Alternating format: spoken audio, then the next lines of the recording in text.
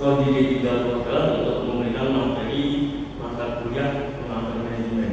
Sebelum kami mulai, ada hal yang kami sampaikan, seperti halnya Bapak akan mengatakan bahwa nama kata saya. Untuk itu, izinkanlah saya memperkenalkan diri pada adik-adik mahasiswa semua yang ada di ruangan ini. Nama kami Erwin Budi Setiawan, SEMM, Sarjana Ekonomi Manajemen. Saya lulusan dari S1 Ekonomi Manajemen Universitas Dinasti Palembang.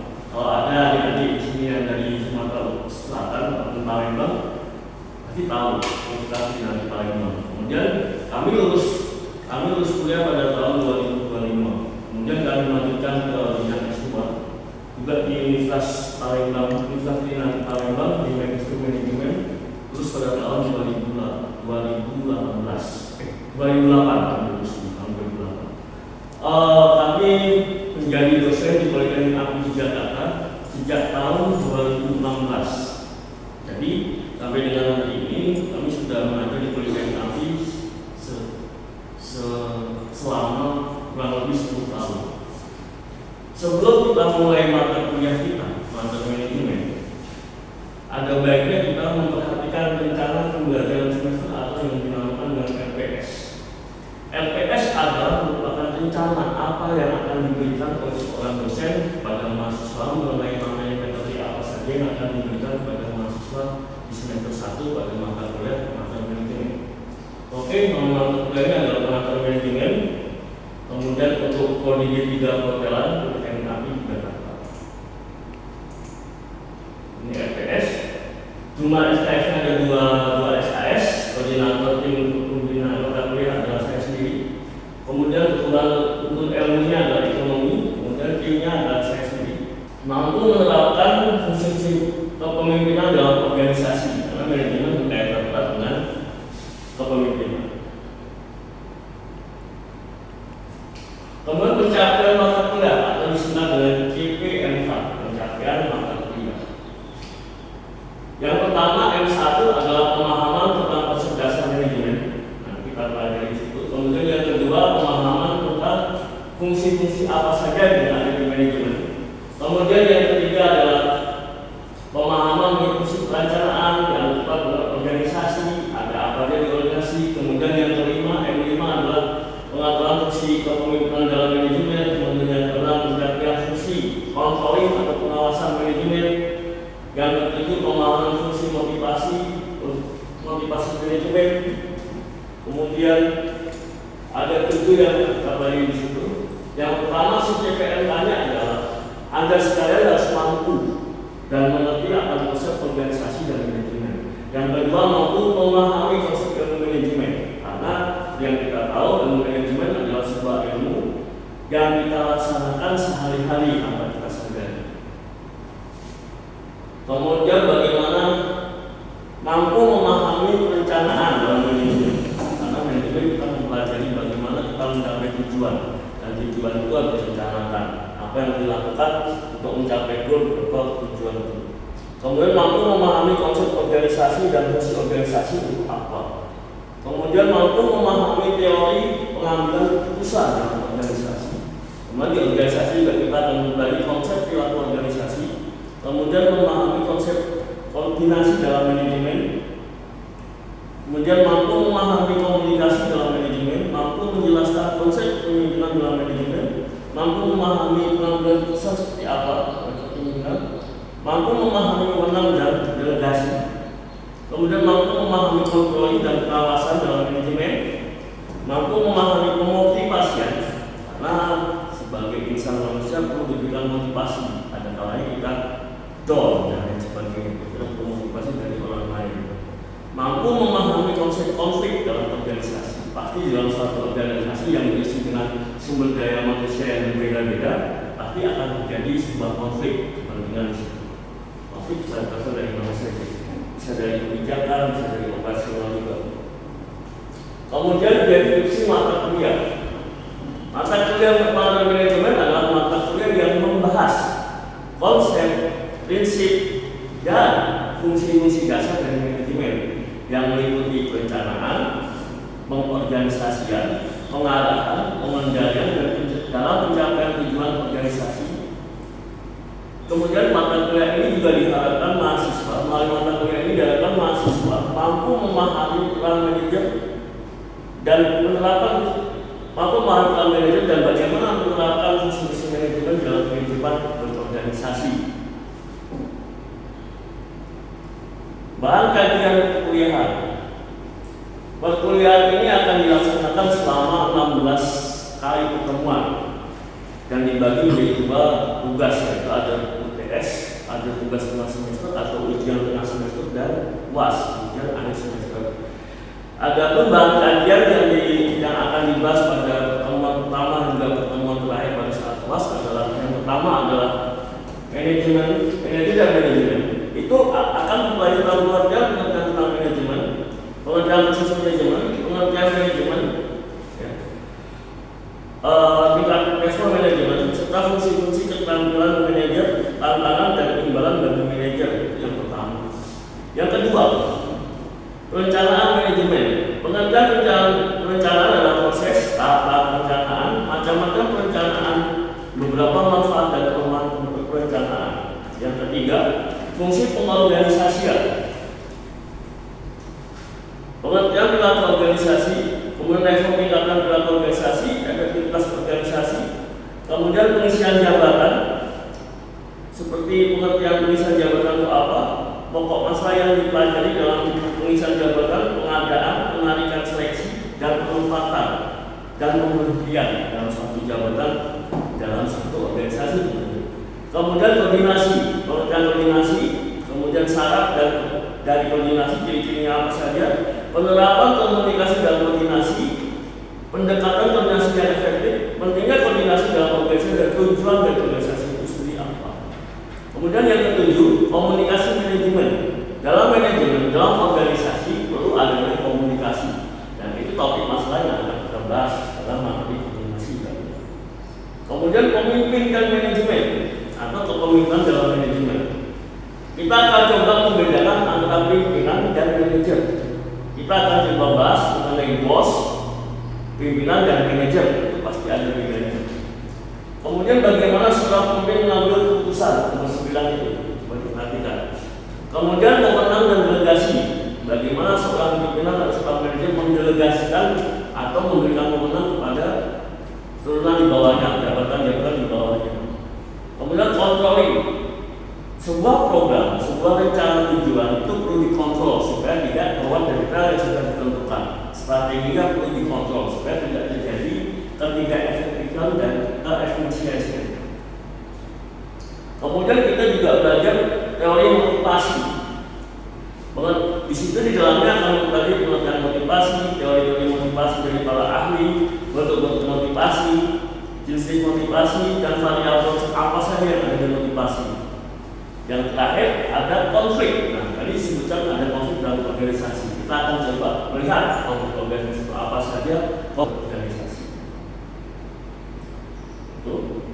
Kemudian untuk buku referensi yang kita gunakan, ada buku referensi pengantar manajemen dari Hani Handoko, terbitan tahun 2012, edisi kedua. Edisinya itu edisi yang sudah terbaru, edisi kelima. Yogyakarta, terbitnya BPFE Yogyakarta. Kemudian Andi Ferianto dan Endang Sristiatrima tahun 2019. Pengantar manajemen 3-in-1 itu terbitan Kebumen, terbitan Meditra Kebumen. Kemudian H. Mangayu atau SP Hasibuan dan SP Hasibuan, manajemen dasar pengertian dan masalah, edisi revisi Jakarta. Kemudian Aminullah dan Rendang Farmasi, pengantar manajemen edisi pertama, cetakan pertama tahun 2022. Kemudian yang terakhir kita bisa pakai bukunya Bapak Kuspandi dan kawan-kawan 99, pengantar manajemen Universitas Malang, Jawa Timur. Itu saja tentang FPS pengantar manajemen yang bisa kami sampaikan. Ke depan akan kita coba menerapkan semua yang ada di rencana pembelajaran semester ini. Semoga kalian diberikan kesehatan, semoga hari ini kita memberikan manfaatnya, ada manfaatnya bagi kita semua. Materi ini akan kita berjalan dengan sesuai dengan jadwal yang telah direncanakan pada FPS ini. Terima kasih.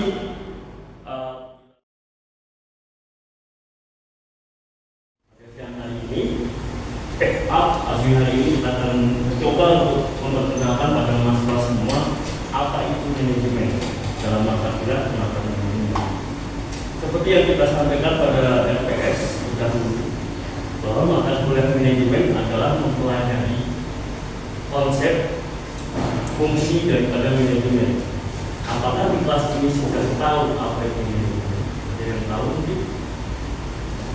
Kuliah yang mempelajari konsep manajemen. Di dalamnya terdapat fungsi-fungsi manajemen seperti perencanaan, pengorganisasian, pengarahan, kepemimpinan, kemudian controlling dan sebagainya.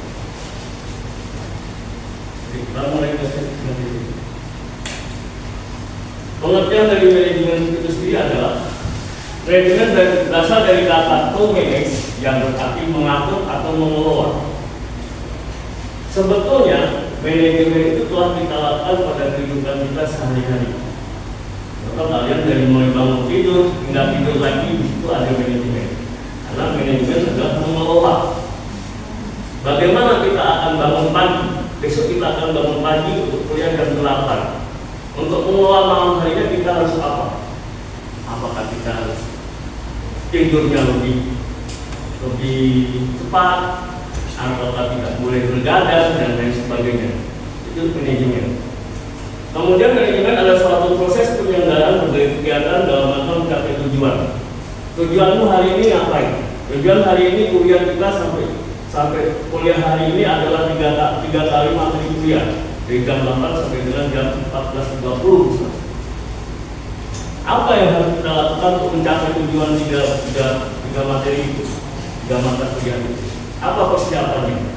Itu di manajemen, menyelenggarakan banyak kegiatan untuk mencapai suatu tujuan. Kalian jadi mahasiswa Politeknik API di Jakarta, jurusan perhotelan. Tujuannya apa? Saya punya tujuan kuliah di Politeknik API di 3 tahun. Itu tujuannya, goalnya. Untuk mencapai 3 tahun, apa yang dilakukan? Kamu merencanakan bagaimana saya belajarnya, apa yang saya lakukan, menjaga kesehatan, dan lain sebagainya. Itu yang dilakukan manajemen kita. Kemudian pengertian manajemen dari para ahli. Manajemen adalah ilmu dan seni mengatur proses pemanfaatan sumber daya manusia dan sumber daya lainnya secara efektif dan efisien untuk mencapai suatu tujuan. Yang pertama. Yang kedua, manajemen adalah mengadakan perpaduan antara fungsi-fungsi manajemen atau proses manajemen. Tadi proses manajemen ada apa aja? Kejalan Anda bisa disebutkan? Fungsi manajemen tadi apa? Fungsi manajemen kejalan Anda perencanaan, organisasian,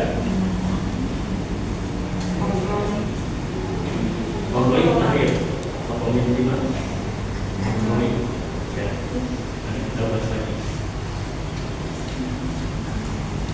Nah, ini proses manajemen. Ada planning.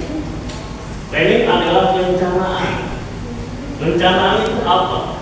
Mencapai tujuan. Sebelum kalian masuk kuliah di Politeknik API, pasti kamu punya rencana.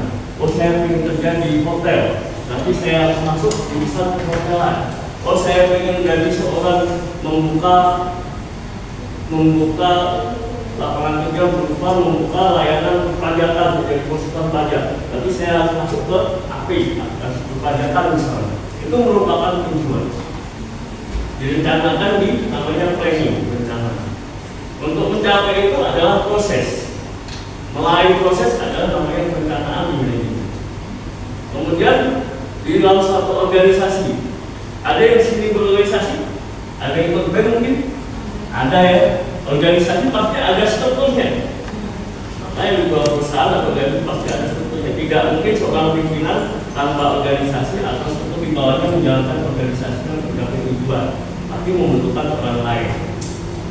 Lalu pimpinan, organisasi kepemimpinan. Kepemimpinannya bagaimana?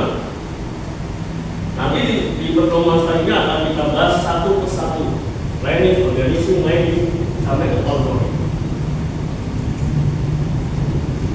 Menurut Bapak ini, skema proses yang akan dijalankan untuk mendukung suatu tujuan adalah perencanaan, meliputi pemilihan misi tujuan organisasi. Misinya apa? Saya ingin masuk di 3 Oh, saya ingin kerja di hotel sebagai front office misalnya. Berarti apa yang harus dikuasai adalah front office. Saya ingin menjadi akuntan pajak seperti yang saya bicarakan tadi. Oh, saya menguasai perpajakan dan akuntansi. Saya ingin menjadi auditor. Saya menjadi auditor dan menguasai mata kuliah auditor. Organisasi tubuh kita itu apa saja yang kita miliki? Yang pertama, pimpinan dalam tubuh kita adalah otak kita. Kita adalah pimpinan. Dia akan memberikan perintah ke seluruh organ tubuh kita untuk melaksanakan tugas yang direncanakan oleh otak. Leading atau pimpinan di otak.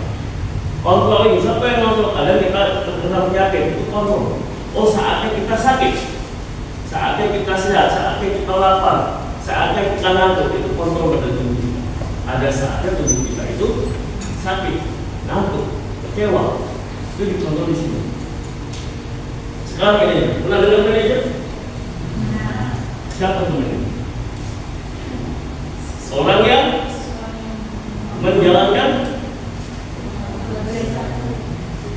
seorang yang menjalankan proses manajemen. Jangan mau kalau punya bicara yang benar. Mahasiswa tak perlu ngomong. Bagaimana seseorang yang mengatur dan mengelola sumber daya manusia? Tadi berangkat ke pengertian manajemen. Manajemen adalah sebuah ilmu yang mengelola dan mengatur organisasi dalam rangka mencapai tujuan. Orangnya disebut dengan manajer. Pernah tahu kan? Ada jabatan manajemen kan? Manajer adalah seseorang yang dengan bantuan orang lain melakukan kegiatan guna memberikan tujuan yang ingin dicapai menurut melalui hasil keluar. Seperti yang kita tahu, kita adalah makhluk sosial. Manusia itu adalah makhluk sosial. Apa itu makhluk sosial? Makhluk sosial adalah sebuah makhluk yang membutuhkan orang lainnya untuk melaksanakan suatu tujuan. Kamu masuk kampus, tiba-tiba masuk kampus langsung sarjana, tidak ada. Pasti ada dosen yang mengajarkan.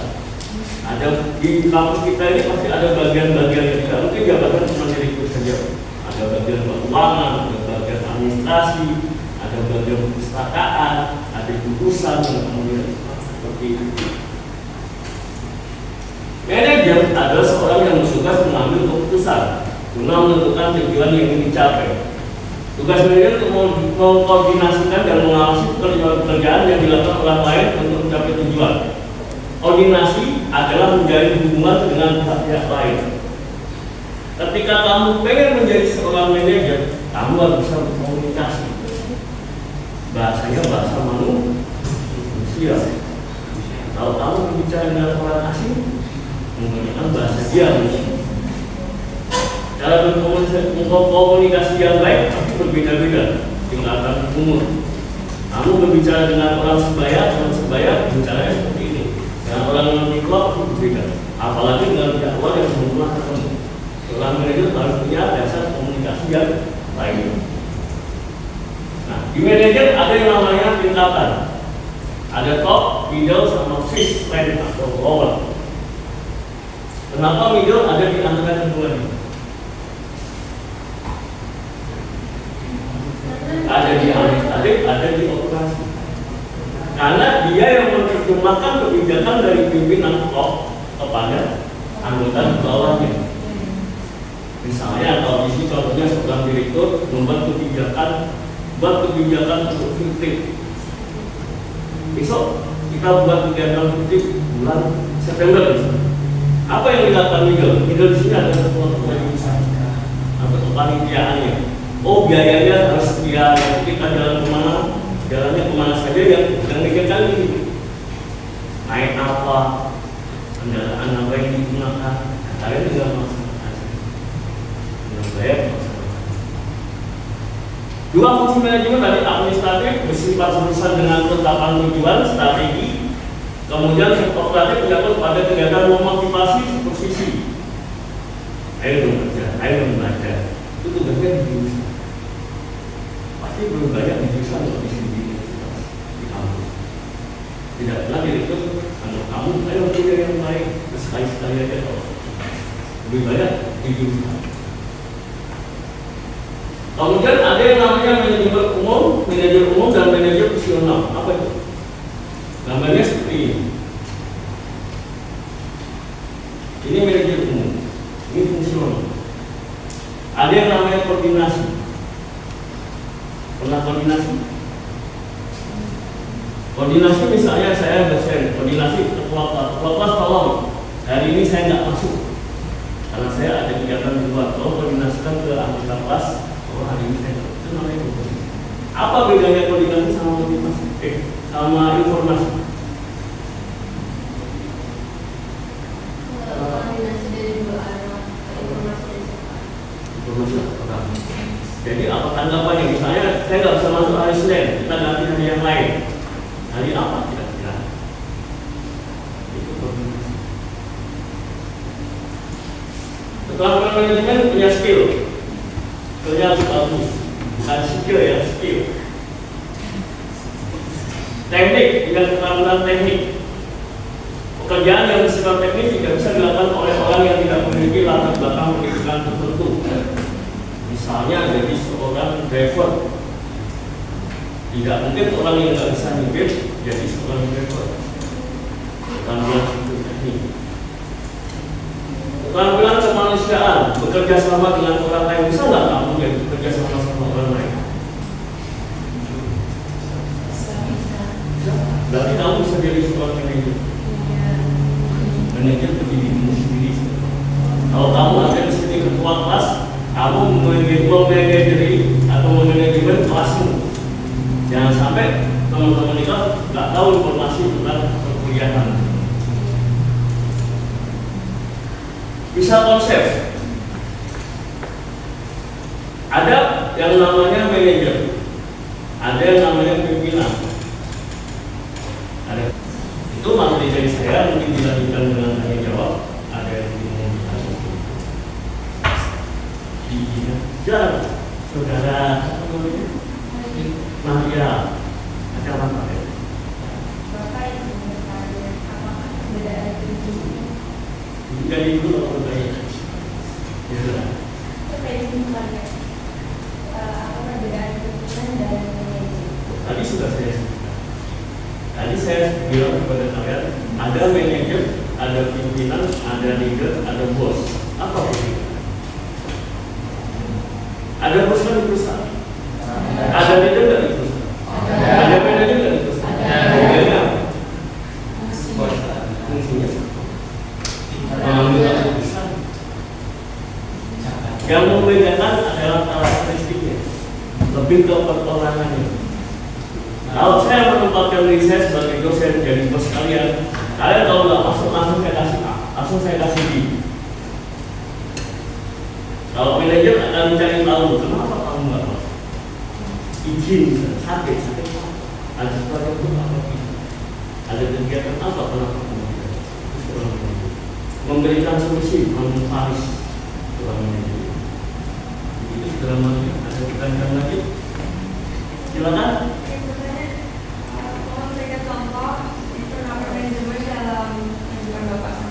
Kehidupan kita sehari-hari. Tadi sudah sebutkan, kita kalau tentang waktu kita menjadi waktu kita. Bagaimana supaya kita cukup lulus 3 tahun? Kuliah ini 3 tahun, 1, 2, 3 tahun. Terdiri atas 2 semester. 1, 2, 3, 4, 5 dan 6. Di bawah sini sebelum lulus ada yang namanya tugas akhir, ada yang namanya magang dan lain sebagainya. Di hotel ada yang namanya magang 6 bulan di hotel. Itu yang harus dilalui. Bagaimana kamu menerapkan hidupmu dalam menjalani kehidupanmu sebagai seorang sarjana di sini? Apa yang dilakukan untuk mencapai 3 tahun? Saya rajin kuliah. Saya harus mengerjakan semua tugas yang ditugaskan oleh dosen. Saya tidak akan berangkat telat misalnya. Saya akan berangkat tepat waktu. Saya akan berpakaian baik ketika kuliah. Saya tidak menunjukkan sifat acuh sama teman. Ada manajemen kepada teman misalnya. Apakah boleh seseorang menjalin hubungan sama orang lain kalau kita punya. Boleh, asalkan tidak mengganggu perkuliahan itu. Jadi Meriam mengelola semua sumber daya yang kamu miliki. Satu pertanyaan lagi. Apakah manajemen itu penting dalam sebuah organisasi? Sangat penting. Saya gambar organisasi ya.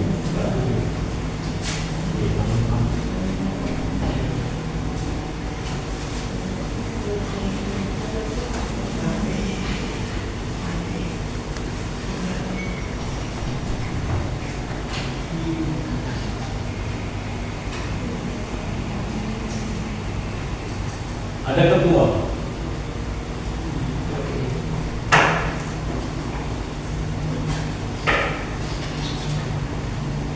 Ada ketua, wakil ketua. Ini ada dua. Sekretaris, bendahara, seksi, organisasi. Tugasnya itu organisasi kemahasiswaan BEM.